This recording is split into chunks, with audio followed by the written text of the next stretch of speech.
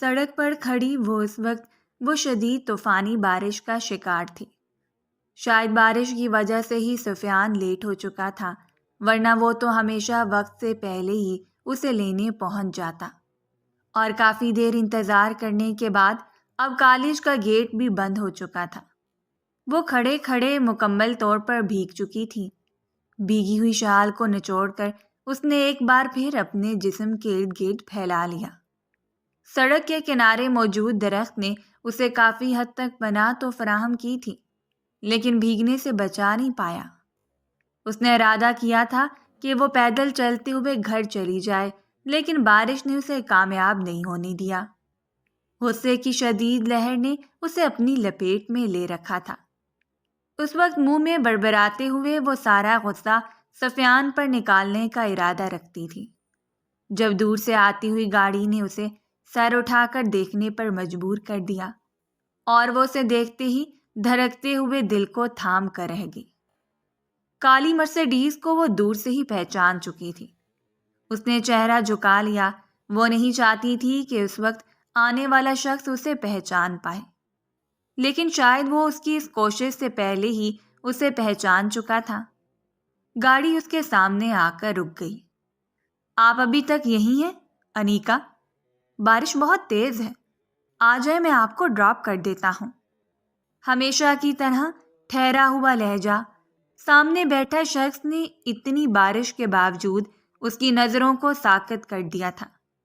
وہ بغیر پلک جھپکائے اسے دیکھتی رہی، اتنی دیر کی جتنی دیر دل نہیں بھرا تھا، اور سامنے بیٹھا شخص ہمیشہ کی طرح اس کی نظروں سے کفت زدہ ہونے لگا۔ مقابل کے چہرے کی سرخ رنگت نے اسے خفت میں ڈال دیا۔ خود کو ملامت کرتے وہ سر چکا گئی۔ وہ کوئی ساحر تھا جس نے ایک بار کہا اور اس نے خود پر موجود ہر پابندی کو بالائے طاق رکھ دیا۔ بس وہ قدم اٹھا کر گاڑی کے قریب چلی آئی۔ آپ کو زحمت تو نہیں ہوگی؟ اس نے جھک کر اسے دیکھا۔ اگر آپ اسی طرح میرا وقت ضائع کرتی رہیں گی تو پھر شاید۔ اس نے دانستہ طور پر بات کو ادھورا چھوڑ دیا۔ اس کی نظریں اس وقت اسے نہیں دیکھ رہی تھیں، نہ ہی وہ اس لڑکی کی آنکھوں میں دیکھ سکتا تھا۔ انیکا دروازہ کھولتے گاڑی میں آ بیٹھی۔ چند لمحوں کا سفر اس کے ساتھ سہی۔ مجھے میرے گھر سے دور بیرونی سڑک تک چھوڑ دیں، آگے میں پیدل چلی جاؤں گی، اس نے آہستگی سے کہتے ہوئے خود کو اسے دیکھنے سے باز رکھا تھا، جو اس وقت اس کے بس میں نہیں تھا۔ کالج کا سب سے حسین شخص جو اس کی دھڑکنوں میں دھڑکتا تھا اس کے پہلو میں موجود تھا۔ وہ بے وجہ ہی سر جھکا کر مسکرا دی۔ آپ جانتی ہیں کس طرح مسکرانا پاگلوں کا کام ہوتا ہے۔ وہ اسے بغیر دیکھے ہی سمجھ چکا تھا کہ وہ مسکرا رہی ہے۔ بروقت مدد مل جانے پر بہت خوش ہوں اور آپ کی شکر گزار ہوں۔ اس نے عین لمحے بات کو سنبھال لیا اور پھر پورا وقت کھڑکی سے باہر دیکھتی رہی۔ وہ علاقے کے سب سے مہذب شخص ندیم بیگ کی بیٹی تھی۔ انیکا بیگ 2 بھائیوں کی اکلوتی بہن، اور 2 بڑے بھائی اس کے لیے کسی سیکیورٹی گارڈ سے کم نہیں تھے جو ہر وقت اس پر نظر رکھتے۔ ندیم بیگ ایک مہذب شخص ہونے کے ساتھ ساتھ ایک ایسا شخص تھا جس نے خود کو خود ساختہ اصول اور پابندیوں میں قید کر رکھا تھا، اور یہ سب کچھ اپنے بچوں پر بھی لاگو کر رکھا تھا، اور یہی وجہ تھی کہ ان کے گھر کا ماحول زیادہ سخت تھا۔ اسے پڑھائی کی اجازت نہیں تھی۔ میٹرک کے بعد ہی اس کی تعلیم کا سلسلہ بند کروا دیا گیا، لیکن وہ بھوک ہڑتال پر اتر آئی۔ اسے پڑھنے کا شوق تھا، اور سب سے بڑا شوق تھا دنیا داری دیکھنے کا۔ وہ نہیں چاہتی تھی کہ ابھی سے اس گھر میں قید ہو کر وہ ساری دنیا سے لاتعلق ہو جائے۔ رخسانہ بیگم نے بلاخر اس کی بھوک ہڑتال اور ضد سے تنگ آ کر اس کے بعد کے سامنے فریاد رکھ دی تھی کہ وہ اسے اجازت دیں تاکہ وہ اپنی تعلیم کو جاری رکھ سکے، اور وہ آگ بگولا ہو گئے۔ یہ تم کیسی باتیں کر رہی ہو بیگم؟ تم جانتی ہو کہ وہ بچی ہے، اور ایک بچی کی ضد میں آ کر میں اپنے اصولوں کے خلاف نہیں جا سکتا۔ انہوں نے صاف انکار کر دیا، اور وہ جو دروازے پر کھڑی کان لگائے سن رہی تھی، بغیر کسی لحاظ کے اندر داخل ہوئی۔ بابا، میں نے آج تک ایسا کوئی کام نہیں کیا جس کی وجہ سے آپ کی عزت پر حرف آئے، تو پھر آپ کیسے مجھ پر یہ پابندی لگا سکتے ہیں؟ زندگی میں پہلی بار کوئی ندیم بیگ کے مقابل کھڑا ہوا تھا، ان کی اپنی بیٹی، اور اس روز اپنے باپ سے بحث لگانے کے بعد وہ اس وقت واپس آئی جب تک کہ ندیم بیگ نے ہتھیار نہیں ڈال دیے۔ ٹھیک ہے، تمہیں اجازت دیتا ہوں، لیکن یاد رکھنا، جس دن تمہارا پاؤں پھسلا اور مجھے معلوم ہوا کہ میری عزت پر حرف آنے لگا ہے، وہ دن تمہارا اس گھر میں آخری دن ہوگا۔ انہوں نے حکم صادر کر دیا تھا اور اس نے بھی اپنے باپ کو زبان دی تھی کہ وہ کوئی ایسا کام نہیں کرے گی کہ اس کے باپ کی عزت پر حرف آئے۔ اس کے بھائی ابھی اس فیصلے کے خلاف تھے، لیکن پھر باپ کے فیصلے کے آگے انہیں سر جھکا کر خاموشی اختیار کرنا پڑی۔ وہ آج تک باپ کے فیصلے کے خلاف نہیں گئے تھے۔ سفیان کو یہ ذمہ داری دی گئی کہ وہ اسے کالج چھوڑ آئے اور پھر واپسی پر اسے لے کر بھی آئے، اور وہ اپنی ذمہ داری بخوبی نبھا رہا تھا۔ وہ وقت سے پہلے ہی کالج کے دروازے پر پہنچ جاتا۔ کالج ان کے گھر سے زیادہ دور نہیں تھا، لیکن پھر بھی اسے پیدل آنے جانے کی اجازت نہیں تھی، اور نہ ہی دوسری لڑکیوں کی طرح وہ کسی لوکل بس کا سفر کر سکتی تھی۔ ایک عرصے تک اس نے خود کو اپنے باپ کے اصولوں کے مطابق ڈھالے رکھا، جب تک کہ اس کی پہلی ملاقات کالج کے لیکچرار حذیفہ رضا سے نہیں ہوئی۔ اس روز بھی موسم بے حد خوبصورت تھا۔ بالوں کو چٹیا کی صورت میں کندھے پر ڈالے وہ اپنی شریر لٹوں سے کھیلتی ہوئی راہداری سے گزر رہی تھی جب بے دہانی میں سامنے آتے ہوئے شخص نے اس کے بالکل سامنے آ کر سر اٹھایا تھا۔ وہ دونوں ایک دوسرے کے بالکل سامنے کھڑے تھے اور وقت جیسے تھم سا گیا۔ وہ حذیفہ رضا کی آنکھوں میں دیکھ رہی تھی جہاں کچھ بھی نہیں تھا، بس خالی پن اور عجیب سی پھیلی ہوئی مصروفیت، جبکہ وہ اپنے سامنے کھڑی نوخیز سی لڑکی کو خود کو انہماک سے دیکھتا پا کر عجیب سے تاثرات کا شکار ہو رہا تھا۔ اور پھر ایک سائڈ سے گزرتے ہوئے وہ چلا گیا۔ پوری راہداری میں خوشبوئیں بکھری ہوئی تھیں۔ محبت صرف لڑکوں پر مہربان نہیں ہوا کرتی، لڑکیاں بھی دل رکھتی ہیں، ان کے بھی جذبات ہوا کرتے ہیں، اور یہ پہلی بار تھا جب وہ ایک لڑکے پر بری طرح دل ہار گئی۔ وہ عمر میں اسے کافی بڑا تھا۔ وہ تب تک اس کی پشت کو دیکھتی رہی جب تک کہ زارا نے اس کے کندھے کو نہیں جھنجھوڑا تھا۔ ادھر کیوں کھڑی ہو اور ایسے کیوں دیکھ رہی ہو انہیں؟ یہ کون ہے؟ اس نے زارا کا پورا سوال ہی نظر انداز کر دیا۔ سننے میں آیا ہے کہ کالج کے نیو لیکچرار ہیں، حذیفہ رضا۔ اوہ سوری سر حذیفہ۔ زارا نے باقاعدہ منہ پر ہاتھ رکھتے ہوئے ہنسی دبائی اور وہ سر جھکا کر سنجیدگی سے کلاس میں چلی آئی۔ وہ دن بھی عام دنوں کی طرح گزر گیا، کچھ بھی خاص نہیں ہوا تھا، تب تک جب تک کہ وہ اس رات سونے کے لیے نہیں لیٹی۔ اس نے ہمیشہ کی طرح اپنی آنکھوں کو بند کر دیا اور چھن سے حذیفہ کا چہرہ اس کی آنکھوں کے سامنے گھوم گیا۔ اس کی پرسنالٹی، اس کا دیکھنے کا انداز، اس کی آنکھوں کی چمک، ایک دوسرے میں پیوستہ انابی لب اور چہرے پر سجی ہوئی چھوٹی چھوٹی داڑھی۔ اس نے سر جھٹکتے ہوئے پٹ سے آنکھوں کو کھول دیا۔ پورے کمرے میں ایک مخصوص سی خوشبو بکھر گئی، وہی خوشبو جو راداری سے آ رہی تھی، یا پھر وہ خوشبو کبھی اس سے جدا ہی نہیں ہوئی تھی۔ وہ پورا دن ہی اس کے دماغ کو معطر کرتی رہی، اور اس رات پہلی بار وہ کسی شخص کے خوابوں سے لپٹ کر سوئی تھی۔ اس رات اس نے اقرار کر لیا کہ وہ پہلی نظر میں حذیفہ رضا کی شدید پسندیدگی کا شکار ہو گئی ہے، اور پھر یہ سلسلہ چل نکلا۔ وہ جب بھی اسے دیکھتی رہ جاتی۔ اس کا خود پر قابو ختم ہو گیا تھا، اور جلد ہی اسے اقرار کرنا پڑا کہ وہ حذیفہ رضا کو دل دے بیٹھی ہے۔ وہ اس کا سر تھا، اور وہ اس کے سامنے ایک اسٹوڈنٹ۔ اس کے لیکچر کا ایک ایک لفظ اس کے ذہن میں نہیں بلکہ اس کی روح میں اترتا رہتا۔ وہ جس طرح لفظ ادا کرتا، وہ بس اس کے لبوں کو دیکھتی رہتی۔ اس کا بس نہیں چلتا تھا کہ وہ اس کے مقابل آ کر کھڑی ہو جائے اور پھر اسے کہے کہ اب وہ اسے پڑھائے تاکہ وہ انہماک سے اسے سن پائے۔ جلد ہی اس کے ارد گرد موجود لوگوں کو بھی علم ہونے لگا تھا کہ وہ پسندیدگی کا شکار ہے، اور سب سے پہلے یہ بات زارا نے نوٹ کی۔ تم بار بار سر کی جانب کیوں دیکھتی ہو؟ آخر کیا ارادہ ہے؟ زارا کی آنکھوں میں فکر تھی، وہ نظریں چرا گئی۔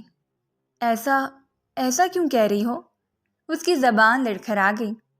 تم اپنے باپ کو جانتی ہو نا، کیوں اپنے مستقبل کے دشمن بننے لگی ہو؟ زارا نے اسے جھنجھوڑ ڈالا۔ پتہ نہیں زارا، مجھے اچھا لگتا ہے انہیں دیکھنا۔ اس کی آنکھیں بھیگ چکی تھیں۔ تم پاگل ہو چکی ہو، وہ معتبر درجے پر فائز ہیں، ہمارے استاد ہیں وہ، اور تم ان کے بارے میں ایسا سوچتی ہو؟ زارا نے کانوں کو ہاتھ لگا لیا۔ جو راز خود سے چھپاتی آئی تھی، اب اسے احساس ہونے لگا تھا کہ اس کی نظریں وہ راز لوگوں کے سامنے بیان کرتی ہیں، اور پھر اس نے گہری خاموشی اختیار کر لی۔ اب وہ اس کے سامنے زیادہ تر نظریں جھکائے رکھتی، لیکن پھر بھی جب وہ بولتا تھا تو وہ دل کو دھڑکنے سے باز نہیں رکھ پاتی تھی۔ وہ اس کے سامنے آتا تو پوری طرح سے اپنے سحر میں مبتلا کر لیتا، اور وہ محبت میں ہار گئی۔ محبت مذہبی لڑکیوں کو بھی ہو جایا کرتی ہے۔ محبت پر کوئی اختیار نہیں ہوتا، یہ اصولوں، پابندیوں اور روایتوں کو نہیں مانتی۔ یہ حدود کو توڑ کر دل کی جانب گامزن ہوتی ہے، اور پھر دل کو اتنا مجبور کر دیتی ہے کہ وہ سامنے موجود شخص کے لیے دھڑکنا شروع کر دے۔ اور اس کا دل کب حذیفہ رضا کے لیے دھڑکنا شروع ہوا، اسے احساس ہی نہیں ہوا۔ 3 سال اس کی محبت کو عشق میں بدل چکے تھے، اور اب وہ شخص جنون کی طرح اس کے سر پر سوار تھا۔ اس کی نظروں کی تپش تھی، یا اس کے منہ زور جذبات اور جنون کا اندیشہ کہ حذیفہ رضا بھی اسے دیکھتا تو اس کی نظروں میں عجیب سا سوالیہ پن ہوتا۔ وہ سمجھ نہیں پاتا تھا کہ آخر وہ لڑکی اسے اس قدر معصومیت سے کیوں دیکھتی ہے۔ اس کے سامنے بات کرے تو بات کیوں بھول جایا کرتی ہے۔ وہ جب آس پاس موجود ہوتا تو وہ بنا دیکھے اس کی موجودگی کو کیسے محسوس کر لیتی ہے۔ اسے یہاں بھی وہ چھت پر کھڑا دیر تک اس کے متعلق سوچتا رہا۔ اس کا باپ اچھی خاصی جائیداد کا مالک تھا، گھر میں خدا کا دیا سب کچھ تھا، لیکن پھر بھی اس نے اپنے لیے قانون خود بنایا۔ اس نے سوچا تھا کہ وہ ایک جاب سے سٹارٹ لے گا، وہ اپنے پیروں پر کھڑا ہوگا۔ یہ زمین و جائیدادوں کی مغروری، انا اس کی فطرت میں شامل نہیں تھی۔ زندگی کے 27 سالوں میں وہ کبھی بھی کسی لڑکی کے قریب نہیں گیا، اور نہ ہی اس نے کسی لڑکی کو اپنے قریب آنے دیا۔ اس نے اپنا کیریئر بنانا تھا، اور سارے دوستوں کی محفل میں شریف مشہور ہونے والا شخص ایک معصوم سی بے ضرر لڑکی کے نام سے بدنام نہیں ہونا چاہتا تھا۔ سو اس نے ہمیشہ ہی اس لڑکی کی نظروں کو اگنور کیا۔ وہ جانتا تھا کہ آج کل کی نابالغ اور نوخیز لڑکیاں جب اپنے جذبات میں کسی شخص کو مداخلت کرنے دیتی ہیں تو پھر اسے سر پر سوار کر لیتی ہیں۔ محبت، عشق اور جنون کا سفر کیسے طے کرتی ہیں، اسے اچھی طرح اندازہ تھا۔ سر درد اتنا بڑا کہ اس نے پہلی بار سگریٹ لبوں سے لگا لی۔ سگریٹ، شراب، نشہ، لڑکیاں، محبت، یہ سب نام اس کے لیے اجنبی تھے، اور وہ پوری رات اسے عجیب سے اندیشے نے اسے جگایا۔ اسے نفرت ہوئی تھی اس لڑکی سے جس کی وجہ سے وہ سگریٹ سے آشنا ہوا۔ اسے نفرت ہو رہی تھی اس وقت اس لڑکی سے جس کے جذبات کے آگے وہ اپنی عزت کو قائم نہیں رکھ پا رہا تھا۔ اسے خدشے لاحق ہو رہے تھے کہ اگر وہ اس لڑکی کے نام سے بدنام ہو گیا تو حذیفہ رضا کی بنی بنائی ساکھ منٹوں میں تباہ ہو جائے گی۔ وہ ایسا ہرگز نہیں چاہتا تھا۔ اگلے دن ہی جب وہ اسے نظریں اٹھا کر دیکھنے لگی تو اس نے بری طرح سے جھڑک دیا۔ اپنی بے لگام نظروں کو لگام ڈالو محترمہ، یہاں جس مقصد کے لیے تشریف لائی جاتی ہیں وہی کریں تو اچھا ہوگا۔ ذلت کے باعث اس کی رنگت پھیکی پڑ گئی، وہ بس لب کاٹتی سر جھکا گئی، آنکھوں کے کنارے بھیگنے لگے۔ "آئی ایم سوری سر"، اس نے معافی مانگ لینے میں ہی بہتری سمجھی تھی۔ سب لوگوں کے سامنے اس کا لہجہ بے حد دھیما تھا، لیکن پھر بھی سب لوگ مڑ مڑ کر اسے دیکھ رہے تھے۔ وہ گھر آنے کے بعد کمرے میں بند ہو گئی۔ बुरी तरह रोती रही थी। कितनी बार उसने खुद को मलामत की थी, अपने मुंह पर पे दर पे थप्पड़ मारे, अपने बालों को नोच लिया। वो शख्स आसमान में चमकता हुआ चांद था और वो जमीन पर पड़ा हुआ पत्थर। आखिर वो उसे किस तरह दस्तयाब हो सकता था, जिसकी मोहब्बत में वो दिन रात सुलग रही थी। अगले चंद दिनों तक वो कॉलेज नहीं जा सकी। उसने घर में बता दिया था कि उसकी तबीयत ठीक नहीं है। 2-4 दिन तन्हाई की नज़र हो गए और इस तन्हाई में उसने खुद को इस काबिल बना दिया था कि वो उस शख्स को नज़रअंदाज करे, उसकी सोचों को दिल के दरवाजे पर सर पटकने से रोक दे। आज एक बार फिर ऐसा ही हुआ था। आज कितने महीनों के बाद वो उसके सामने आया और फिर वो धड़कते हुए दिल को रोक नहीं पाई और उसके सामने हार गई। उसने कुछ भी नहीं देखा था, ना उसे नज़रअंदाज किया और ना ही खुद उससे दूर हो पाई। बस गाड़ी में बैठ गई। सफ़र बिल्कुल खामोशी से हो रहा था। उसने सोचा था कि वो इलाके से बाहर ही उतर जाएगी और बाप से कह देगी कि वो पैदल चलकर आई है। वैसे भी उसे कॉलेज से निकले हुए काफ़ी टाइम हो चुका है। ये तो उसकी खुशकिस्मती थी कि उस वक्त हुज़ैफा यहाँ मौजूद था, वरना शायद वो अभी तक उस तूफ़ानी बारिश में खड़ी रह जाती। लेकिन ये उसकी खुशकिस्मती नहीं, ज़वाल था कि सड़क से गुजरते हुए सफियान ने उसे गाड़ी में किसी शख्स के साथ बैठा हुआ देख लिया था। सुर्ख चेहरे के साथ वो गुस्से से भुनाता हुआ मोटरसाइकिल को मोड़कर गाड़ी के पीछे ही लगा चुका था। उसे यकीन था कि अंदर बैठी लड़की उसकी बहन ही है, जिसकी एक झलक देखते ही वो पहचान चुका था। लेकिन उस वक्त किसी गैर मर्द के साथ गाड़ी में ये बात उसके लिए बिल्कुल नाकाबिले बर्दाश्त थी। वो गाड़ी के पीछे ही मोटरसाइकिल दौड़ाता आ रहा था। आज घर जाने के बाद इसकी खैर नहीं। वो ज़रूर उससे पूछेगा कि आखिर उससे क्या हक था किसी की गाड़ी में बैठकर घर आने का। शरीफ घराने की लड़कियां ऐसे नहीं किया करती। उसने जैसे कहा था गाड़ी इलाके की बैरूनी सड़क पर ही रुक गई और वो खामोशी से उतर गई थी। बहुत शुक्रिया, अगर आप नहीं आते तो शायद। वो अभी अपनी बात मुकम्मल नहीं कर पाई थी जब मुकाबिल ने उसकी बात को काट दिया। मैंने सिर्फ तुम्हारी मदद की है और कुछ नहीं, खुदा हाफिज। यानी वो उसे रोक चुका था कि वो मज़ीद बातों का सिलसिला ना बढ़ाए और वो बददिल सी हो गई। अभी वो गाड़ी से उतरी थी जब सफियान ने करीब आते हुए मोटरसाइकिल उसके करीब ही खड़ी की और उसने पलटते हुए सफियान को देखा।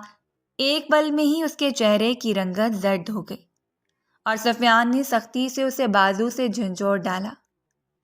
अगर कुछ देर इंतज़ार कर लेती तो मर नहीं जाना था तुमने वहाँ पर, वो कहते कर उसके बाजू को सख्ती से मोड़ रहा था और वो चीख पड़ी।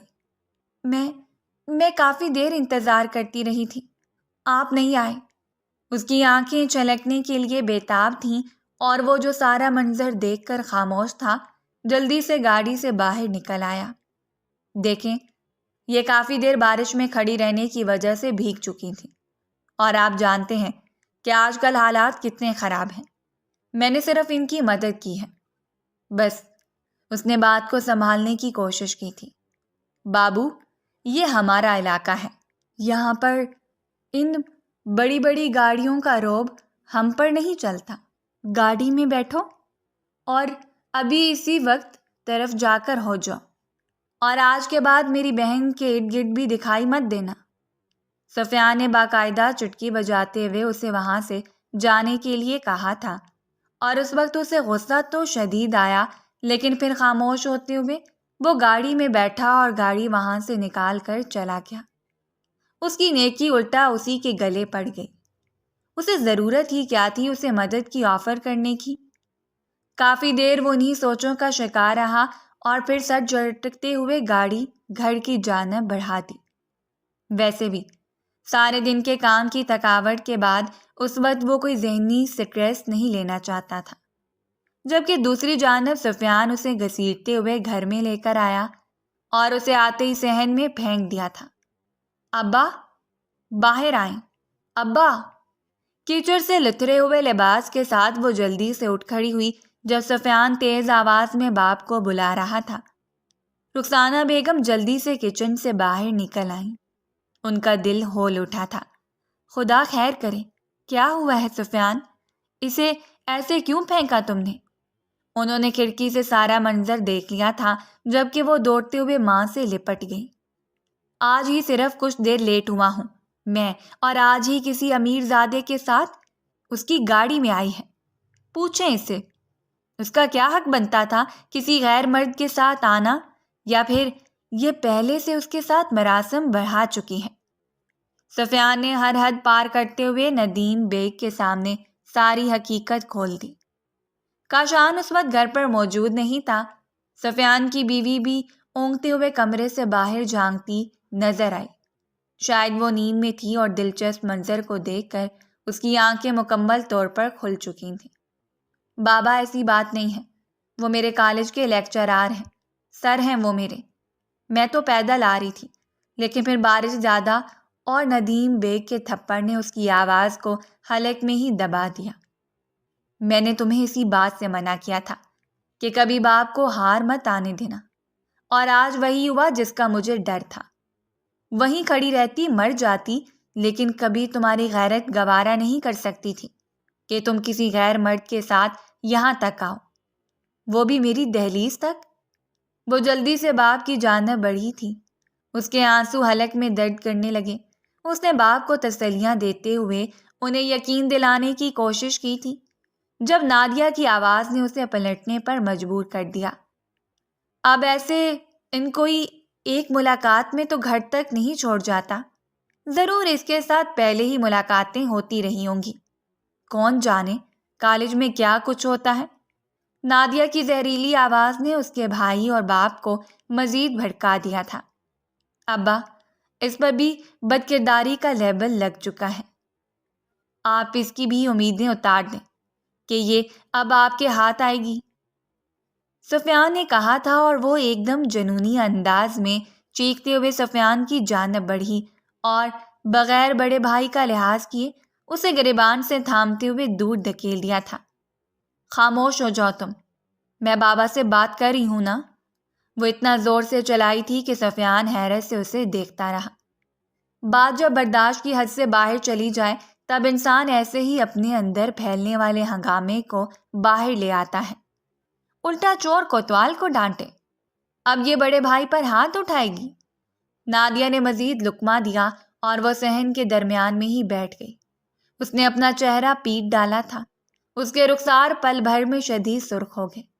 ہاں ٹھیک ہے، میں جانتی ہوں اسے پہلے سے، بلکہ بہت پہلے سے، حد سے زیادہ، خود سے زیادہ، ہر ایک سے زیادہ۔ وہ ضعفہ رضا ہے، میری خاموش محبت جس کے ہاتھوں میں نے صرف نظر انداز ہونا ہی سیکھا ہے۔ اور وہاں کھڑے ہر ایک شخص پر سکوت طاری ہو گیا۔ اس نے اپنے بالوں کو نوچتے ہوئے جنونی انداز میں اقرار کر لیا تھا، لیکن وہ یہ نہیں جانتی تھی کہ اس نے جس قیامت کو دعوت دی ہے وہ قیامت اسے نگلنے کے لیے تیار کھڑی ہے۔ وہ اسے ایک پل میں ہی نگل کر اس کا سارا کھیل ختم کر دے گی۔ محبت انسان کو کتنا بے بس کر دیتی ہے اسے آج اندازہ ہوا تھا۔ ندیم بیگ نے حکم دے دیا کہ اسے کمرے میں بند کر دیا جائے۔ آج کے بعد وہ کالج نہیں جائے گی، اور وہ رو رو کر ہلکان ہو چکی تھی۔ رخسانہ بیگم تو اس بات پر حیران تھی کہ آخر وہ ایسا کیسے کر سکتی ہے۔ اس کا بھائی اور اس کا باپ غصے سے آگ بگولا تھے۔ ایک چھوٹی سی غلطی کی بنا پر اسے اتنی بڑی سزا دی گئی، اور اسی سزا سے تنگ آ کر اس نے وہ سب کچھ اگل دیا جو وہ اگلنا نہیں چاہتی تھی۔ اس نے وہ لفظ بھی زبان سے نکال دیے جو تنہائی میں بھی نکالنے سے وہ ڈرتی تھی، اور آج یہی الفاظ اس کے گلے کی زنجیر بن گئے۔ ڈر، خوف، سب کچھ ختم ہو گیا۔ اب وہ ضد پر اٹک چکی تھی۔ اگر گھر والوں نے اسے ضد لگا لی تھی تو وہ بھی اپنی ضد پر قائم تھی۔ اس کے باپ نے کہہ دیا کہ یا تو اسے اگلے 10 دنوں کے اندر اندر راشدہ پھپھو کے بیٹے سے نکاح کرنا ہوگا، یا پھر وہ ہمیشہ کے لیے اس گھر کو چھوڑ کر چلی جائے، ان سے ہر ایک تعلق ختم کر کے۔ اس کے بعد وہ جہاں جائے ان کی بلا سے انہیں کوئی فرق نہیں پڑتا۔ اور اس نے کھڑے ہو کر منہ پر ہی انکار کر دیا۔ میں مر جاؤں گی، لیکن کاشف سے کبھی شادی نہیں کروں گی، کبھی بھی نہیں۔ وہ ایک بد کردار شخص کو اپنی زندگی میں شامل نہیں کر سکتی تھی۔ کاشف وہ نام تھا جو آج تک اس کے آگے پیچھے گھومتا رہا، اسے ہراساں کرتا رہا، لیکن اس کے بھائی اور اس کا باپ آنکھیں بند کر کے بیٹھے رہے۔ اور آج اس شخص سے شادی کرنے کے لیے اس کی پھپھو احسان جتا رہی تھی۔ اپنا سامان پیک کرو اور اپنا نام و نشان لے کر یہاں سے چلی جاؤ۔ سفیان نے اسے بالوں سے پکڑتے ہوئے اچھا خاصا پیٹ ڈالا تھا، اور اس شام اس نے اپنا سامان پیک کر لیا۔ رخسانہ بیگم بار بار اسے منع کر رہی تھی کہ وہ یہ قدم مت اٹھائے، لیکن ان کے بس میں کچھ نہیں تھا، اور وہ جانتی تھی کہ اگر وہ یہاں رہے گی تو ان لوگوں کے ہاتھوں ماری جائے گی، یہ اپنے ساتھ کچھ برا کر لے گی۔ شریعت اور مذہب میں ڈگمگائے ہوئے لوگ جو لڑکی پر ہر طرح کی پابندی ڈال دیتے ہیں، اسے یقین تھا کہ سفیان کے دماغ کو اس وقت نادیہ بھابی نے حد سے زیادہ خراب کر دیا ہے، اور رہی صحیح کسر کو اس کے باپ کے خود ساختہ اصولوں نے پورا کر دیا ہے۔ اس شام وہ باپ اور بھائی کے آنے سے پہلے ہی گھر سے نکل گئی، بس معمولی سامان لے کر۔ اسے یقین تھا کہ اگر وہ لوگ اس تک پہنچ گئے تو یا اسے کاشف کے ساتھ باندھ دیں گے، اور دوسرے معاملے میں موت اس پر حاوی ہو جائے گی۔ لیکن وہ ایک آخری بار محبت کو آزمانے کی کوشش کرنا چاہتی تھی۔ وہ ایک آخری بار اس شخص کے سامنے جا کر اپنی محبت کا اقرار کرنا چاہتی تھی جس کا نام لے کر اس نے خود کو بدنام کر دیا تھا۔ اگر وہ چپ چاپ مر جاتی تو شاید محبت میں شدید ترین بزدل لڑکی کہلائی جاتی، اور وہ بزدل نہیں بننا چاہتی تھی۔ یہ شام کا وقت تھا۔ سرمئی سے شام نے پورے منظر کو اپنی لپیٹ میں لے لیا۔ اس وقت باہر لان میں سجے ہوئے ٹیبل کے ارد گرد گھر کے سبھی نفوس چائے سے لطف اندوز ہو رہے تھے، جب اس کی نظر داخلی دروازے پر پڑی۔ وہ گیٹ کے سامنے کھڑی چھوٹی سی لڑکی نے اس کی توجہ اپنی جانب کھینچی تھی۔ گارڈ شاید اسے وہاں سے بھیجنا چاہتا تھا، لیکن وہ بار بار گیٹ کے اندر داخل ہو کر اندر آنے کی ضد کر رہی تھی۔ اس نے سیکنڈ کے ہزارویں حصے میں پہچان لیا کہ وہ لڑکی کون تھی، اور پھر کپ رکھتے ہی وہ اٹھ کھڑا ہوا۔ گھر کے باقی افراد بھی اس کی جانب متوجہ ہوئے تھے، اور تب تک وہ گارڈ سے خود کو آزاد کرواتے ہوئے بھاگ کر اس کی جانب آ رہی تھی۔ ایک پل کے لیے اس کی دھڑکنیں تھم سی گئیں، جیسے کوئی قیامت اس کی جانب آ رہی ہو، اور پھر ان کے نزدیک آتے ہوئے اس نے سب کو نظر انداز کر دیا۔ وہ خود کو حیرت سے تکتا پا کر حذیفہ کے سامنے کھڑی ہو گئی تھی، اور حذیفہ رضا پہلی بار شدت خوف سے کانپا تھا۔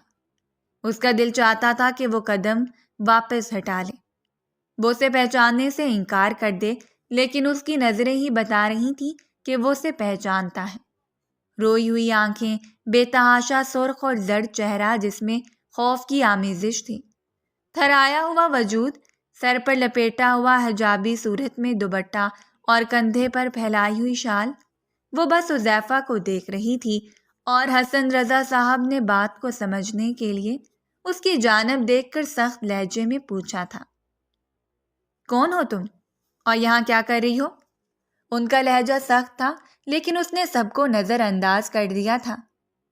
میں سب کو چھوڑ کر آ گئی ہوں آپ کی خاطر، صرف محبت کو آزمانے کے لیے، آپ کے سامنے اس چیز کا اقرار کرنے کے لیے کہ میں پچھلے 3 سالوں سے حذیفہ رضا کی محبت میں پور پور ڈوبی ہوئی ہوں۔ میری محبت میرا جنون ہے۔ وہ شدت سے رو رہی تھی، آسمان سے بوندیں گرنے لگیں۔ یہ کسی فلم کا سین نہیں، اس کی زندگی کی حقیقت تھی۔ اگر وہ آج ٹھکرائی جاتی تو شاید زندگی بھر کے لیے ٹھکرا دی جاتی۔ اس نے سب کچھ چھوڑ دیا تھا۔ وہ کپڑوں سے بھرا ہوا بیگ اپنی ضلالت پر دروازے میں ہی بکھرا ہوا رو رہا تھا، جبکہ سب نفوس کے چہروں پر چھائی ہوئی حیرانی مزید سنجیدگی اختیار کرتی جا رہی تھی۔ حسن رضا صاحب نے سرخ آنکھیں حذیفہ کے چہرے پر گاڑ دیں، اور حذیفہ کچھ بھی نہیں دیکھ رہا تھا، بس اس کی آنکھوں کو برستا ہوا دیکھ رہا تھا۔ یہ کیا ڈرامہ ہے؟ یہ لڑکی کیا کہہ رہی ہے؟ حذیفہ؟ ان کے لہجے کی دھار ہی سارے منظر کو خوفزدہ کر دینے کے لیے کافی تھی۔ وہ آج تک اپنی اولاد پر ایسے ہی چھائے ہوئے تھے۔ اگر میرے ساتھ نہیں چل سکتے تو مجھے ٹھکرا دو حذیفہ، تاکہ اس بھڑکتی ہوئی محبت کی آگ کو قرار آ جائے۔ میں نے سب کے سامنے آپ کا نام لے کر کہہ دیا ہے کہ مجھے آپ سے محبت ہے۔ میں محبت کے بدلے محبت مانگنے نہیں آئی، لیکن میں ایک آخری بار اقرار کرنے آئی ہوں، تاکہ میری محبت کبھی بزدلی کا شکار نہ ہو جائے۔ میرے بعد کوئی یہ نہ کہتا پھرے کہ اس لڑکی نے بد کرداری دکھائی۔ آپ گواہ رہنا، میں نے صرف محبت کی ہے۔ اس کی باتوں میں کچھ بھی نہیں تھا، نہ ہی اسے پانے کی طلب اور نہ ہی ساتھ مانگنے کی بھیک۔ وہ بس اپنی محبت کا یقین دلا رہی تھی۔ حذیفہ، یہ لڑکی کیا بکواس کر رہی ہے؟ کیا تم اسے جانتے ہو؟ وہ قدم اٹھاتے ہوئے حذیفہ کی جانب بڑھے تھے جب علی نے آگے بڑھ کر انہیں سنبھال لیا تھا۔ بابا، میں بات کرتا ہوں، رک جائیں پلیز۔ اور پھر وہ پلٹ کر حذیفہ کو دیکھنے لگا۔ حذیفہ، آخر تم بول کیوں نہیں رہے کہ تم اس لڑکی کو نہیں جانتے؟ کون ہے یہ لڑکی اور کیا چاہتی ہے؟ وہ بات کو بڑھانا نہیں چاہتا تھا، وہ چاہتا تھا کہ بات یہیں سے مٹ جائے۔ کیا ہو جاتا اگر اس روز حذیفہ رضا اسے پہچاننے سے انکار کر دے؟ کیا ہو جاتا اگر وہ قدم واپس اٹھاتے ہوئے کہہ دے اس نے کبھی کوئی وعدہ ہی نہیں کیا تھا، اس نے تو اس کی محبت کو کبھی حوصلہ افزائی نہیں بخشی تھی؟ حذیفہ نے سر جھکا لیا، سارا منظر خاموش تھا۔ یہ فیصلے کا وقت تھا۔ دھڑکنیں کانوں میں رقص کر رہی تھیں، جیسے آنے والے اندیشے سے خبردار کرنا چاہتی ہوں۔ وہ بس پترائی ہوئی نظروں سے حذیفہ کو دیکھ رہی تھی جب اس کے لبوں نے حرکت کی۔ بابا، یہ انیکا ہے، انیکا بیگ، میں اسے اپنانا چاہتا ہوں۔ اس کی آنکھیں سرخ تھیں، اس وقت اس کی نظریں انیکا کے چہرے پر جمی ہوئی تھیں، جس نے آنکھوں کو موند لیا۔ ایک سکون اس کے چہرے پر چھایا تھا، لیکن زہریلا سکون جس میں حد سے زیادہ اذیت تھی۔ یہ اذیت بھی کم نہیں تھی کہ اس شخص نے اسے اپنانے کے لیے سب کچھ نچھاور کر دیا۔ کبھی نہیں سوچنا بھی مت، اس لڑکی کو ابھی اور اسی وقت یہاں سے بھیجو۔ اگر تم نے اس بار اپنی مرضی چلانے کی کوشش کی تو تم جائیداد سے آگ کر دیے جاؤ گے حذیفہ، اور میرا نام بھی تمہارے ساتھ نہیں رہے گا، یاد رکھنا۔ وہ سرخ چہرے کے ساتھ دھاڑے تھے۔ ندرت بیگم تو اپنے بیٹے کے الفاظ سن کر ہی حیران تھی۔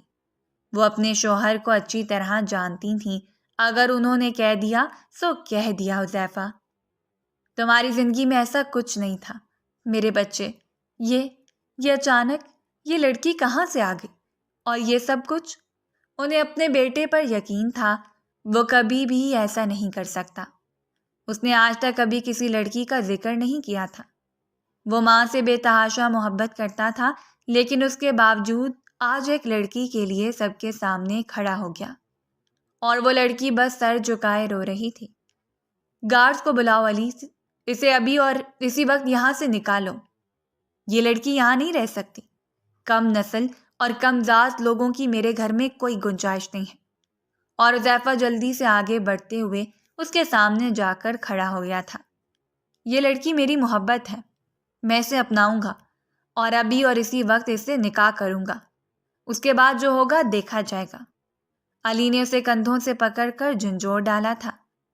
پاگل مت بنو حذیفہ، یہ فیصلہ کرنے کا وقت نہیں ہے۔ اسے ابھی یہاں سے بھیجو، یہ سب کچھ بعد میں دیکھا جائے گا۔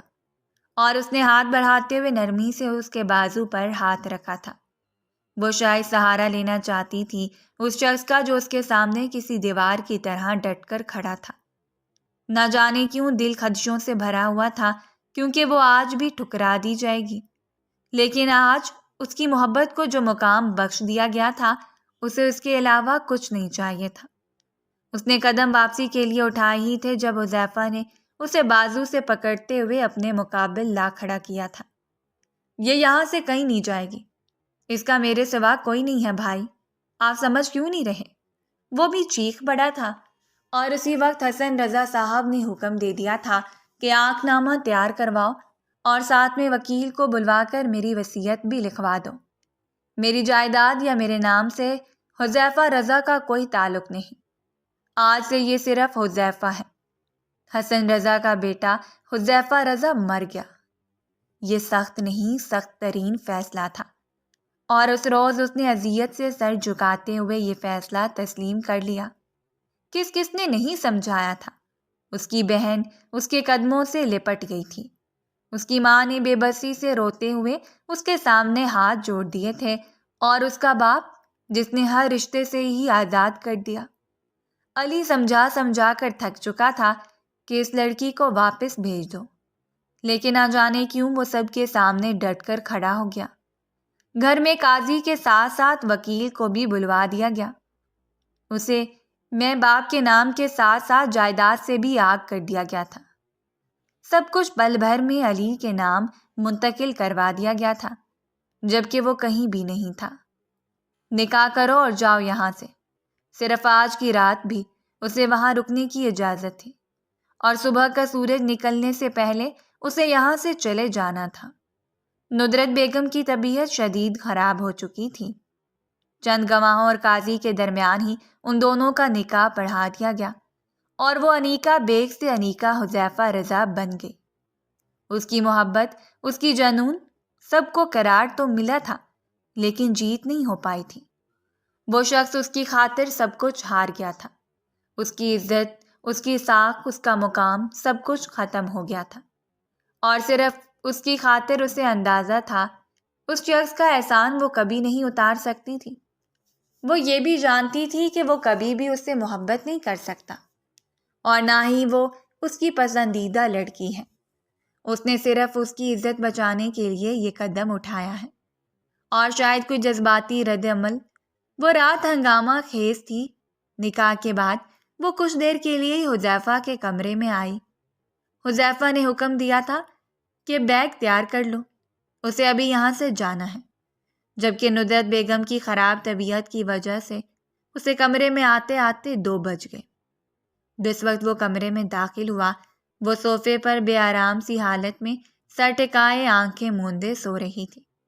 اس کے چہرے کے تاثرات اسے دیکھتے ہی سخت ہو گئے۔ بالآخر وہی ہوا جس کا اسے ڈر تھا۔ اس لڑکی نے اپنے ساتھ ساتھ اس کی عزت بھی تباہ کر لی۔ آج اگر وہ اسے پہچاننے سے انکار کر دیتا تو شاید اس کے رشتے بچ جاتے، لیکن محبت کا بھرم ہمیشہ کے لیے ٹوٹ جانا تھا۔ جو بھی تھا، لیکن اسے اس بات کا یقین تھا کہ وہ لڑکی اسے جنون کی حد تک چاہتی ہے۔ اس کے چہرے پر بھیگے بھیگے آنسوؤں کے نشانات بتا رہے تھے کہ اس نے پورا دن روتے ہوئے گزار لیا تھا۔ بیڈ پر پڑے ہوئے بیگ کو دیکھ کر وہ قریب بیٹھ گیا اور اذیت سے سر جھکا دیا۔ اس روز وہ پہلی بار رویا تھا۔ اپنی ماں سے بچھڑتے وقت، ایسا حویلی کو الوداع کہتے وقت، اسے اس بات کا دکھ نہیں تھا کہ سب کچھ اسے چھن گیا، لیکن اسے اس بات کا افسوس ضرور تھا کہ وہ سب کچھ وہ حاصل نہیں کر پایا جس سب پر وہ حق رکھتا تھا، جس سب کے لیے اس نے اپنے باپ کے مد مقابل آ کر آواز اٹھائی تھی۔ وہ عزت، وہ مقام، وہ شہرت، وہ ہمیشہ کے لیے باغی مشہور ہو جائے گا جس نے اپنے باپ سے بغاوت کر ڈالی، وہ بھی ایک ایسی لڑکی کے لیے جسے وہ جانتا ہی نہیں تھا، جس کی کم عمری کے جذبات نے اس کی بنی بنائی عزت کو مٹی میں ملا دیا۔ فجر کی نماز کے بعد ہی وہ ہمیشہ کے لیے اس حویلی سے نکل گیا۔ کچھ بھی ساتھ نہیں لے کر گیا تھا، نہ ہی اس کے پاس کچھ تھا جسے وہ اپنے ساتھ لے کر جاتا۔ اس نے آخری بار الوداع کہتے ہوئے نظروں سے اس حویلی کو دیکھا تھا اور پھر وہاں سے نکل آیا، جبکہ اس کے پیچھے ہی وہ قدم اٹھاتے ہوئے وہ بھی اس کے قدم سے قدم ملانے کی کوشش کر رہی تھی، لیکن وہ شاید ایسا کبھی بھی نہیں کر سکتی تھی، کیونکہ حذیفہ رضا کے مقام کو حاصل کرنا اس کے بس کی بات نہیں تھی۔ وہ ایسا شخص تھا جو اس کی نظر میں ایک اونچا مقام اور مرتبہ رکھتا تھا جس کے قریب جانے کا بھی وہ تصور نہیں کر سکتی تھی۔ نکاح کے بعد تک اس وقت تک کوئی بات نہیں ہوئی تھی ان دونوں کے درمیان، اور نہ ہی حذیفہ نے اسے مخاطب کرنا ضروری سمجھا تھا، بلکہ وہ تو اسے نظر بھر کر دیکھ بھی نہیں رہا تھا۔ شہراز نے اس کے لیے وقتی طور پر رہائش کا بندوبست کر دیا تھا۔ اس نے شہراز کو ساری حقیقت سے آگاہ کر دیا تھا، اور شہراز نے ہی اسے اپنے فلیٹ میں جگہ دی تھی۔ میں تمہیں اس کا کرایہ ادا کروں گا۔ شہراز ایسے نہیں، میں کچھ بھی لینے کا حقدار نہیں ہوں، بلکہ شاید میں خود بھی کچھ نہیں ہوں۔ وہ اس وقت حد سے زیادہ مایوس تھا، اور شہراز کو اس کی ہاں میں ہاں ملانا ہی بہتر لگا۔ ٹھیک ہے، لیکن تمہیں پریشان ہونے کی ضرورت نہیں ہے، میں ہر مشکل میں تمہارے ساتھ ہوں۔ فلیٹ کی چابی اسے پکڑاتے ہوئے شہراز نے اس کے کندھے پر تھپکی دی تھی اور وہ ہارتے ہوئے بوجھل قدم اٹھا کر اندر داخل ہو گیا۔ اس کے پاس سیونگ میں پڑی ہوئی تھوڑی سی رقم تھی جسے وہ آغاز تو کر سکتا تھا، لیکن وہ عزت واپس کیسے آئے گی؟ ماں کی وہ اپنوں کی محبت اور اعتماد، لوگ کہیں گے کہ پیشے کی آڑ میں وہ کم عمر لڑکیوں کے دلوں سے کھیلتا رہا۔ وہ جذبات کو مجروح کرنے والا شخص نہیں تھا۔ شہراز کھانا لے کر آیا تھا اور کھانا ویسے ہی ٹیبل پر پڑا تھا۔ پوری رات کی اذیت کم نہیں تھی۔ وہ کھانا لے کر اس کی جانب بڑھی۔ بیڈ پر کھانا رکھتے ہوئے وہ اس کے قدموں میں روتے ہوئے بیٹھ گئی تھی۔ میرا خود پر کوئی اختیار نہیں تھا، یہ سب کچھ میری وجہ سے ہوا ہے، لیکن میں آپ سے معافی بھی طلب نہیں کر سکتی، اور نہ ہی میں اس قابل ہوں کہ اس سب کے بدلے ایک سوری بول کر خود کو رہائی بخش دوں سر۔ وہ اس کے گھٹنے پر سر رکھتے ہوئے رو پڑی تھی اور حذیفہ نے اسے خود سے دور دھکیل دیا۔ تم یہ حق بھی نہیں رکھتی کہ حذیفہ رضا کے قریب آؤ۔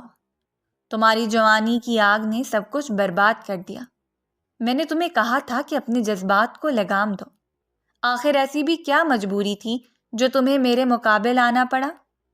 جب تمہیں میرے سامنے آ کر اقرار کرنا پڑا، جبکہ تمہاری ان گھٹیا جذبات سے میں بہت پہلے سے واقف تھا اور انہیں لگام بھی ڈالنا چاہتا تھا، لیکن افسوس کہ تم میرے سامنے ایک عزت کا مقام رکھتی تھی۔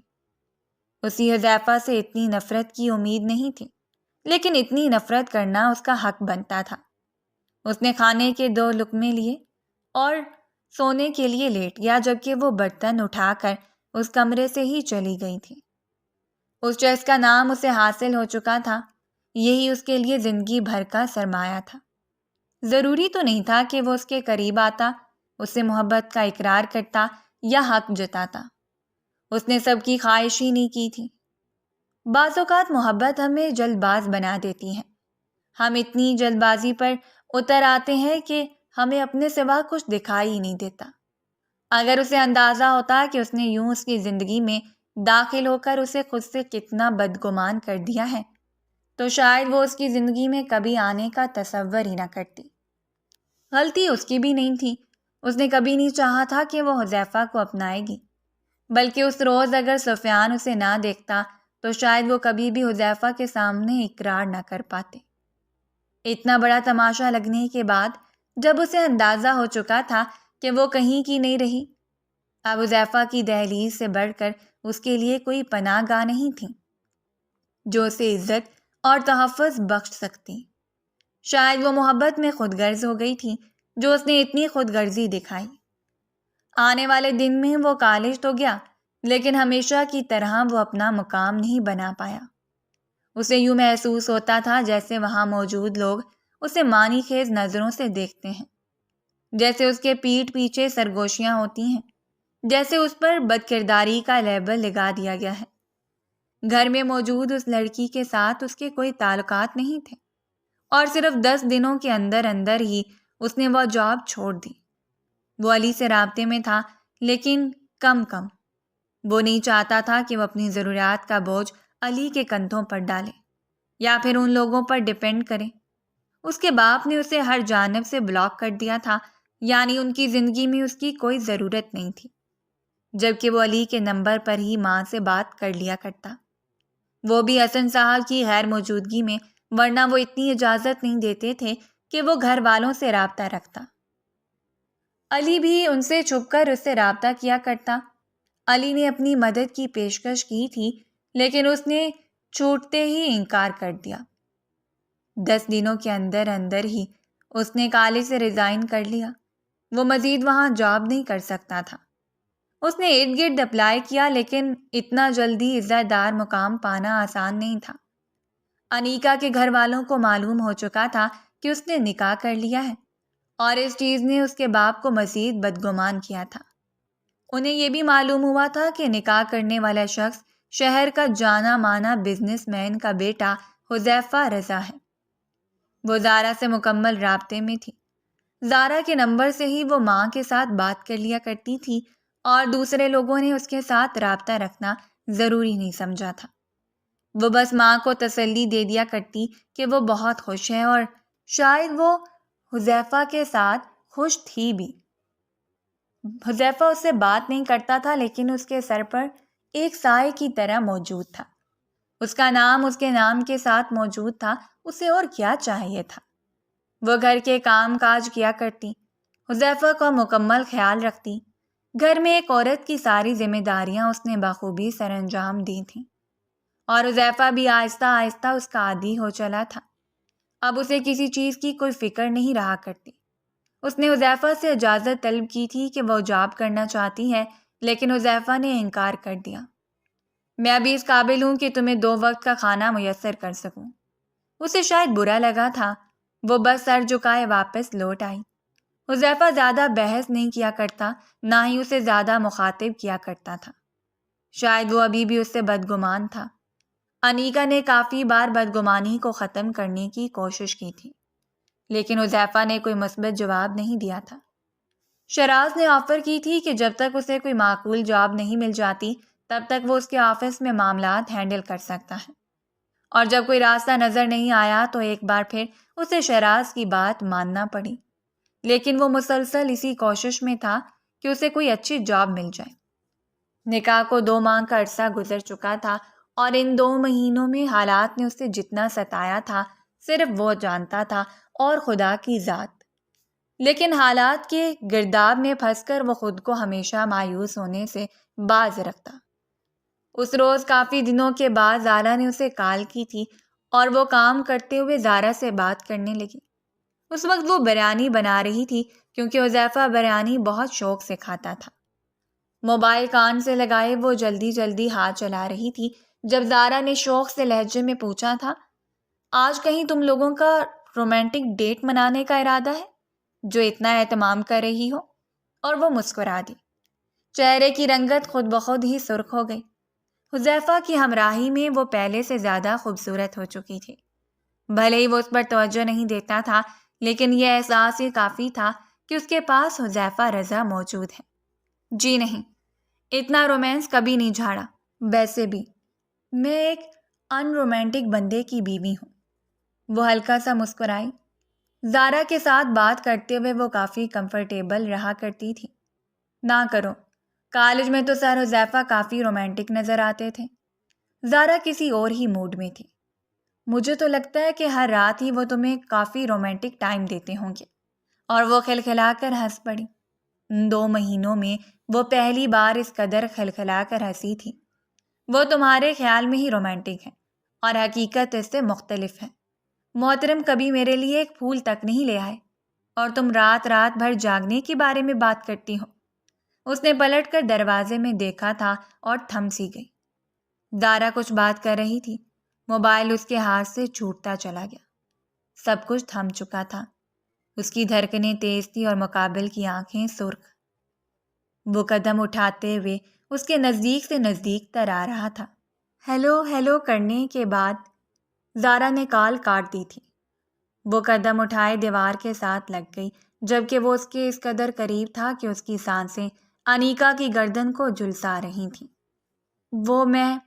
اس نے پھولی ہوئی سانس سے وضاحت دینی چاہی، جب حذیفہ نے سختی سے اس کا منہ اپنی جانب موڑا تھا۔ یہی سب کچھ پانے کے لیے تو تم نے مجھے حاصل کیا ہے، وہ بھی اتنی کوششوں کے بعد، اور اگر تمہیں یہ سب کچھ ہی نہیں مل پایا تو خسارہ تو ہوگا۔ وہ شاید غلط سمجھ رہا تھا۔ ایسا نہیں ہے، میں نے ایسا کبھی نہیں سوچا۔ میں سب کچھ اپنے کانوں سے سن چکا ہوں، اور ویسے بھی یہ کچھ غلط نہیں ہے۔ تم حق رکھتی ہو، تم نے مجھے حاصل کیا ہے تو یہ سب کچھ تو ہونا چاہیے، ورنہ شاید تم کسی اور دہلیز پر چلی جاؤ۔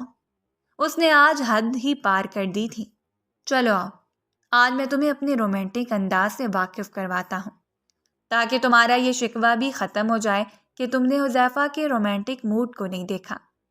اس کی جانب جھک کر اس نے اس کی کمر کو تھام کر اسے اپنے ساتھ لگا لیا تھا، اور پھر جھکتے ہوئے وہ اس کے لبوں کو شدت سے چھونے لگا۔ اپنی ساری شدت کو اس کے لبوں پر انڈیلتے ہوئے وہ اس کی پھولی ہوئی سانسوں کو بحال ہونے دینا چاہتا تھا، جبکہ خون کے ننھے سے قطرے اس کے لبوں پر نمودار ہو گیا، جس سے انگوٹھے سے سہلاتے ہوئے اس نے جھک کر اسے بازو میں اٹھا لیا تھا۔ تمہیں فکر نہیں کرنی چاہیے۔ میں وہی سر حذیفہ ہوں جس کی پرسنالٹی سے، جس کی باڈی سے انسپائر ہو کر تم نے اتنا بڑا قدم اٹھایا، اتنا بڑا کھیل رچانا پڑا تمہیں۔ وہ مزاحمت کرتی رہی تھی، لیکن اس کی کسی بھی مزاحمت کو خاطر میں نہ لاتے ہوئے حذیفہ نے اسے بیڈ پر لٹا دیا۔ آج جو کچھ اس نے سنا تھا وہ اس کی جانب سے مزید بدگمان ہو چکا تھا۔ وہ سوچ بھی نہیں سکتا تھا کہ وہ اس طرح کا ارادہ رکھتی ہے۔ اس پر جھکتے ہوئے وہ لبوں سے گردن تک آیا اور گردن سے وہ اس کے پورے جسم پر قابض ہوتا چلا گیا۔ اپنی شدتیں اس کے وجود میں انڈیلتے ہوئے اسے اچھی طرح باور کروا چکا تھا کہ وہ اسے کیا سمجھتا ہے۔ شاید ایک بد کردار لڑکی، شاید ایک ایسی لڑکی جسے جوانی کی آگ سکون نہیں لینے دے رہی۔ اس رات حذیفہ نے اسے بری طرح توڑ دیا تھا۔ اس نے حذیفہ کو پانا چاہا تھا، لیکن اس طرح نہیں۔ اسے شدید شرمندگی کے گڑھے میں دھکیلتے ہوئے وہ اسے کمرے سے چلا گیا، لیکن وہ پوری رات ہی ٹوٹ پھوٹ کا شکار رہی۔ محبت صرف لڑکوں کا کام نہیں ہے۔ مرد اگر محبت کرتا ہے تو اس کی محبت کو جنون کا نام دیتے ہوئے اسے وہ سب کچھ دستیاب کر دیا جاتا ہے جس کی وہ طلب رکھتا ہو۔ لیکن لڑکی اگر محبت کرے تو اس کی محبت پر بدکرداری کا لیبل لگا دیا جاتا ہے۔ معاشرہ بے حد منافق ہے۔ جہاں سگریٹ پینے والے مرد کو سٹائلش کہا جاتا ہے، وہیں سگریٹ پینے والی عورتیں بد کردار ہیں۔ حالانکہ سگریٹ دونوں کے پھیپھڑوں کو ہی نقصان پہنچاتی ہے، کردار کو نہیں۔ وہ پوری رات روتی رہی تھی۔ حذیفہ کھانا کھانے کے بعد دوسرے کمرے میں جا کر سو گیا۔ اس نے اچھا کیا تھا جو کچھ کیا۔ اسے کسی طرح کی کوئی شرمندگی نہیں تھی، اور اگر تھوڑی شرمندگی تھی بھی تو اس نے سر جھٹکتے ہوئے شرمندگی کو خود سے دور کر دیا۔ آخر اس لڑکی کے لیے اس نے اتنی بڑی قربانی دی تھی، اسے سب کچھ کھونا پڑا تو اتنا تو اس کا حق بنتا تھا کہ وہ اسے ندامت کے گڑھے میں دھکیل دیتا۔ وہ پوری رات ہی اپنے متعلق سوچتی رہی۔ وہ کیا تھی؟ ہر جگہ سے ٹھکرائی ہوئی ایک معمولی سی لڑکی جس کے لیے کوئی بھی مثبت سوچ نہیں رکھتا تھا۔ باپ نے بد کردار کہا اور بھائیوں نے دھکیلتے ہوئے خود سے الگ کر دیا۔ حذیفہ کے گھر والوں نے اسے بد نسل اور بد ذات کہتے ہوئے اپنے بیٹے سے دور رکھنا چاہا، اور ان کا بیٹا جس کے لیے اس نے سارے جہان کو چھوڑ دیا اسے عجیب القابات سے نوازتا رہا۔ رات کے آخری پہر وہ اٹھی۔ وضو بنانے کے بعد اس نے نماز ادا کی۔ شاید آخری بار وہ ان اذیتوں سے چھٹکارا حاصل کرنا چاہتی تھی۔ یہ سب کچھ آسان نہیں، لیکن جب آپ ڈپریشن کی آخری حدوں کو چھو رہے ہوں تو آپ کے پاس اور کوئی راستہ نہیں ہوتا۔ اور ان 2 مہینوں نے اس کے ذہن کو بری طرح مفلوج کر دیا تھا۔ وہ بس دل لگانے کے لیے زہرا سے بات چیت کر لیا کرتی، ورنہ اس کے پاس کوئی بھی نہیں تھا جو اس کے دل کی بات کو سن لیتا۔ نماز میں اس نے خدا سے معافی مانگی تھی، اپنے ہر رویے کی، اپنی ہر غلطی کی، اور اسے یقین تھا کہ خدا نے اسے معاف کر دیا ہوگا۔ اس رات وہ کچن میں آئی۔ اس نے جو قدم اٹھانے کے بارے میں سوچا تھا وہ قدم اٹھانے کا اس نے کبھی تصور بھی نہیں کیا تھا، لیکن آج حالات نے اسے اتنا مجبور کر دیا تھا۔ اس نے سرخ آنکھیں اٹھا کر صرف آخری بار حذیفہ کے کمرے کی جانب دیکھا، اور پھر وہ چھوٹا سا تیز دھار چاقو اٹھا کر کمرے میں آ گئی۔ اسے اپنی کلائی پر رکھتے ہوئے اس نے چلا دیا۔ خون کی بوندیں کب تیز دھاروں میں بدلنے لگیں وہ بس روتی رہی تھی۔ تکلیف سے آنکھیں بند کرتے ہوئے اس نے کس کس کو یاد نہیں کیا تھا۔ ہر ایک کا چہرہ اس کے ذہن کی سکرین پر دھندلا ہونے لگا۔ اس نے آخری بار چاہا تھا کہ وہ اٹھ کر حذیفہ کو جگائے، اسے بلائے، اسے بتائے کہ وہ محبت کی اس حد تک چلی گئی ہے جہاں پر صرف ضلالت ملتی ہے، اور اس حد سے آگے جانا صرف موت ہے، اور اس نے موت کو بھی قبول کر لیا۔ اگر کوئی اسے یہ کہتا کہ وہ حذیفہ رضا سے محبت نہیں کرتی تو یہ صرف اور صرف خسارہ تھا، کیونکہ اس کی زندگی میں حذیفہ کے علاوہ کوئی نہیں تھا اور نہ ہی کوئی ہو سکتا تھا۔ آنکھیں بند کرتے ہوئے وہ ہوش کھونے لگی۔ وہ جانتی تھی کہ یہ اس کی زندگی کی آخری رات ہے۔ آج رات کے بعد سب کچھ بدل جائے گا، شاید اس کا نام و نشان مٹ جائے اور اس نے اپنے ہاتھوں سے ہی اپنا نام و نشان مٹا دیا تھا، اور اس محبت کا بھی جس نے اسے در در کی ضلالت بخشی تھی۔ وہ نماز ادا کرنے کے لیے اٹھا۔ نماز ادا کرنے کے بعد وہ کمرے سے باہر نکل آیا۔ رات کا منظر اس کے ذہن کی سکرین پر موجود تھا۔ رات نے اس نے دوبارہ انیکا کو نہیں دیکھا تھا۔ انا کے کھول نے اسے اجازت نہیں دی تھی کہ وہ اس کے کمرے میں جھانک کر دیکھتا، لیکن دل تھا کہ بار بار مضطرب ہو رہا تھا کہ وہ اسے اس گھر میں چلتی پھرتی نظر آئے۔ اس نے کمرے کے دروازے پر دستک دی، لیکن شاید دروازہ کھلا تھا۔ اس نے دروازہ کھول کر کمرے میں جھانکا اور اس کی آنکھیں پھٹی کی پھٹی رہ گئیں۔ فرش سرخ مادے سے بھرا ہوا تھا اور فرش پر گرا ہوا وجود مکمل بے حس تھا۔ وہ ایک پل کے لیے ساکت رہ گیا۔ اس کا دماغ بری طرح جھنجھلا اٹھا تھا، اور پھر چیختے ہوئے وہ اس کی جانب بڑھا اور اسے اپنے بازوؤں میں سمیٹ لیا۔ اس کا چہرہ بالکل زرد تھا، لیکن سانس ابھی چل رہی تھی۔ وہ اسے ہوش میں لانے کی کوشش کر رہا تھا، لیکن سب کچھ بے سود۔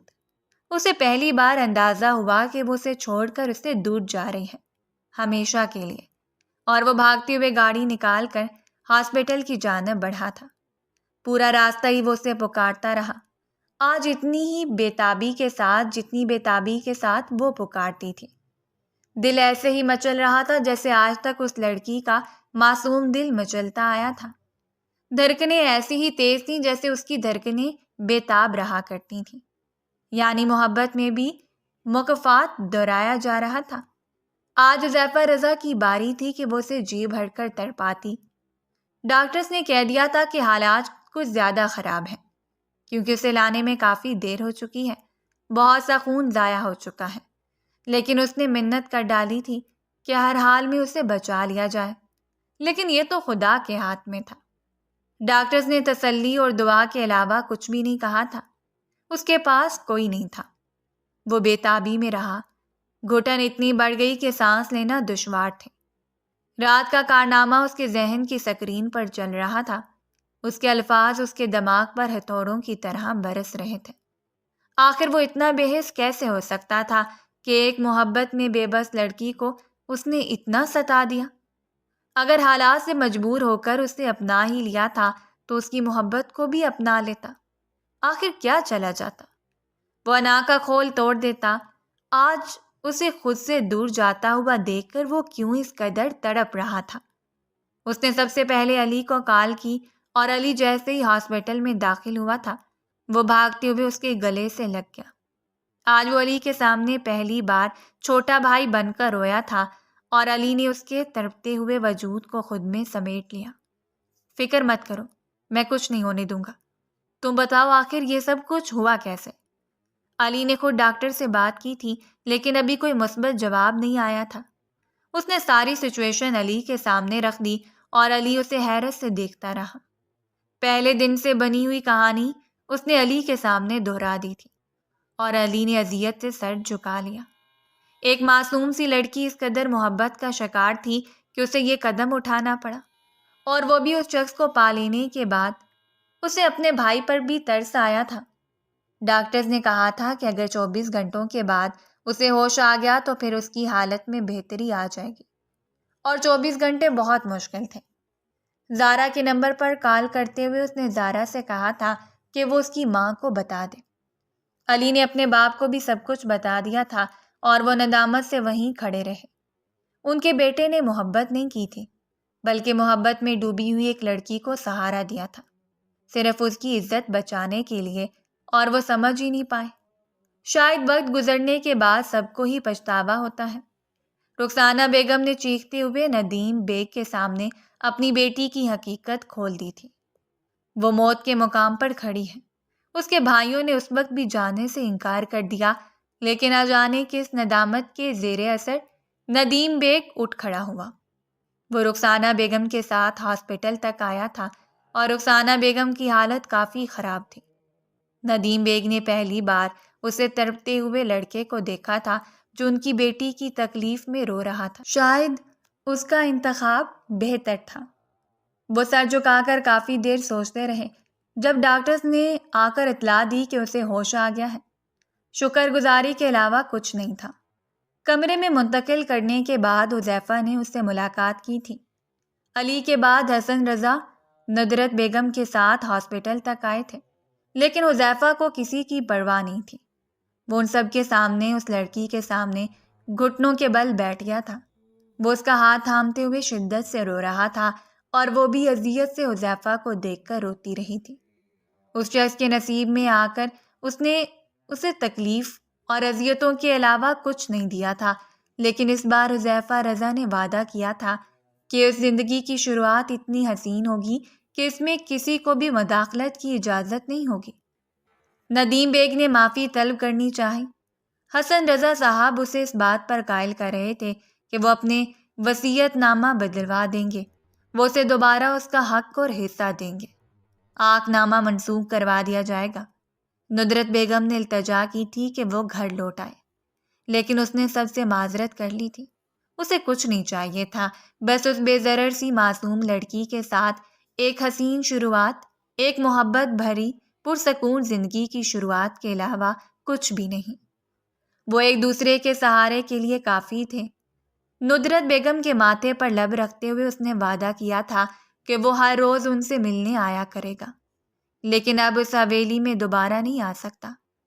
جو رشتے ایک بار آپ سے اپنا دامن چھڑا لیں، دوبارہ ان پر اعتماد نہ کریں تو بہتر ہے۔ ان کے ساتھ تعلقات بہترین رکھیں، پھر بھی ان پر انحصار مت کریں۔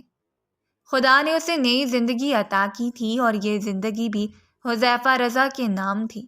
اس کی زندگی میں کوئی اور تھا بھی نہیں، وہ جس کے سہارے زندہ رہتی، اور آج کے بعد یہ حسین شروعات صرف محبت کے نام تھی، ایسی محبت جو ایک جنون بھری عاشق لڑکی کے نام لکھی گئی۔